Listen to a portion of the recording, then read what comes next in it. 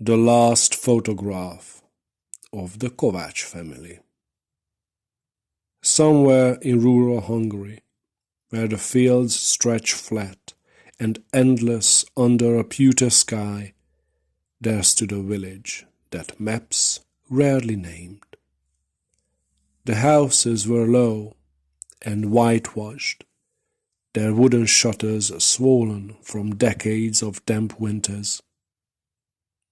Bells from the small church marked the hours, and traditions were followed without question. In this village, the old ways persisted. When someone in the family died, they were not rushed to the earth immediately.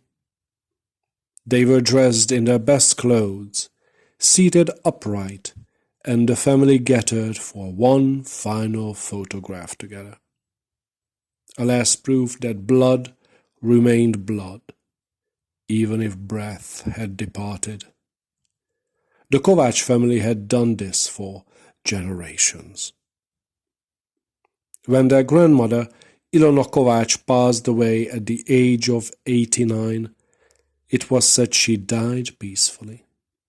But those who had known her well understood that peace had never truly belonged to her. She had been stern, commanding, her gaze sharp enough to still a room. They washed her, dressed her in black lace, and seated her in the carved oak chair in the parlor. Her hands were folded. A rosary lay threaded between stiff fingers. The photographer arrived just before dusk. He was not local. He did not ask questions. The family gathered around her. István, the eldest son, Mária, pale and sleepless, two grandchildren, forced into stillness. The room was heavy with the scent of candles and something faintly metallic beneath it. "Please do not move," the photographer instructed. The flash exploded in white silence. And in that fraction of searing brightness, they all saw it. Grandmother Ilona's eyes were open. Not slack, not lifeless. Open and furious. Her head had tilted ever so slightly, chin raised, gaze cutting across her children as though they had betrayed her. Her lips seemed drawn tight, no longer arranged in the careful repose they had given her. The flash died. Darkness returned. She was still again. "Imagination," István muttered. No one agreed, but no one spoke. The burial took place the following afternoon. Soil fell heavily onto the coffin. The priest's voice trembled more than it should have. That night the house felt wrong. By 3 a.m. the dogs in the village were howling. Mária woke first.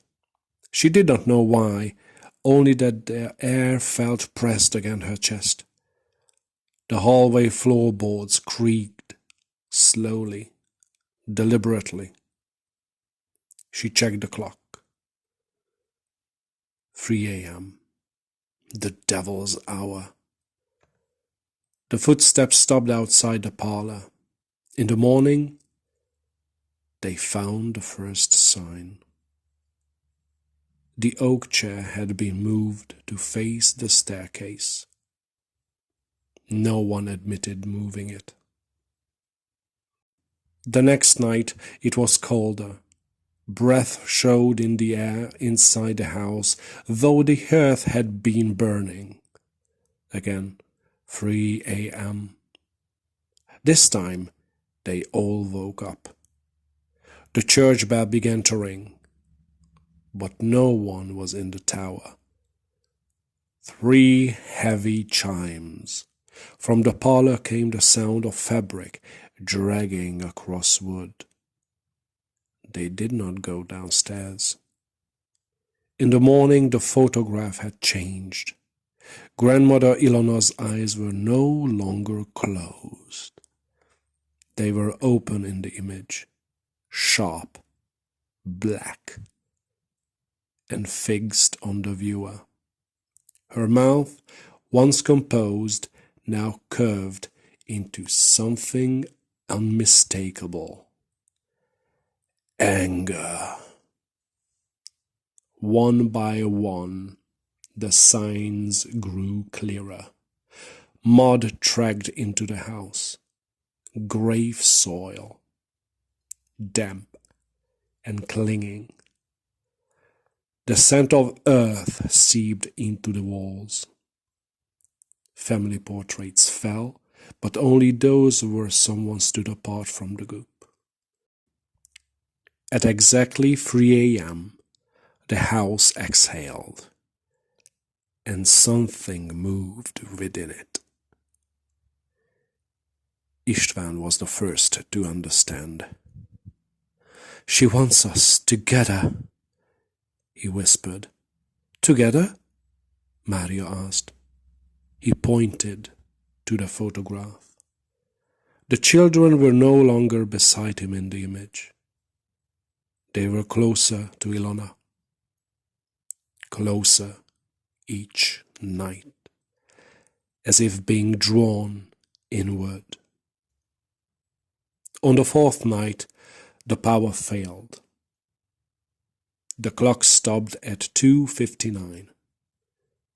Darkness swallowed the whole house. Then, at 3 a.m., though no clock marked it, they felt it. The parlor door opened slowly on its hinges. A figure stood in the doorway. Not decayed, not skeletal, whole, dressed in black lace. Eyes burning with a rage that had outlived death itself. "You will not leave me alone," came the whisper, though her lips did not move. The walls groaned. The floor seemed to soften like disturbed soil. The children screamed as cold hands closed around their wrists. Hands not seen, only felt. István tried to move, but his legs sank ankle-deep into the wooden floorboards that had become loose, damp earth. The house was filling up, but not with water, with grave soil. Ilona stepped forward, and with each step the room grew smaller, tighter, sealing them inward. She did not want revenge. She wanted permanence. Family stays together. Always. In the morning, neighbors found the Kovács house silent. The front door was slightly ajar.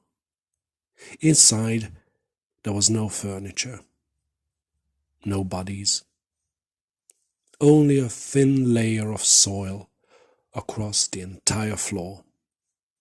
And on the wall, hanging perfectly straight, one photograph.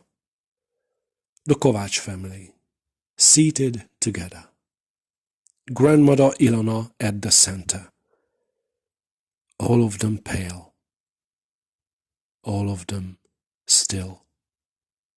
All of them looking directly outward, eyes open and smiling.